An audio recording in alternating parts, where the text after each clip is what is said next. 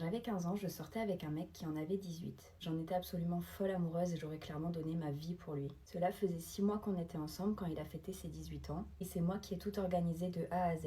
Que ce soit la déco, la nourriture, la playlist et même le lieu, ça avait lieu chez moi. J'avais vraiment tout prévu dans les moindres détails pour lui faire plaisir et qu'il passe le meilleur anniversaire possible. Tous ses amis étaient invités, on était une vingtaine je dirais, il y avait aussi quelques copines à moi. L'ambiance était trop cool, tout le monde rigolait ensemble, chantait, dansait. C'était vraiment une fête réussie, je m'en étais donné les moyens et j'étais fière de moi. Vers 1h du matin, je parlais avec des copines et d'un coup, il y en a une qui me dit « Elle est où Clémence ? Ça fait au moins une demi-heure que je l'ai pas vue. » Pour info, Clémence, c'était ma meilleure amie. Je lui ai répondu « Ah, je sais pas, c'est vrai, ça fait un moment que je l'ai pas vue, mais elle doit être dans les parages. » Dans le doute, je me suis levée pour la chercher, j'ai fait le tour du salon et de la cuisine, mais je l'ai pas trouvée. Je me suis dit « Bon, tant pis, elle doit être aux toilettes, dans le jardin ou même en train de se reposer dans une chambre. Ma maison était super grande après tout. » Enfin bref, il commençait à être tard donc j'ai réuni tout le monde dans le salon pour qu'on puisse faire le gâteau et que mon copain souffle ses bougies. J'attendais tellement ce moment. Je lui avais fait son gâteau préféré et puis après il allait pouvoir ouvrir ses cadeaux. Je lui avais acheté la dernière PlayStation, il en rêvait, j'avais tellement hâte de voir sa tête quand il la découvrirait. Donc je suis allée en cuisine chercher le gâteau, pendant ce temps tout le monde s'est installé autour de la table. Mais d'un coup, alors que je m'apprêtais à lancer la musique et à arriver, un de ses potes est venu me dire que mon copain n'était pas là.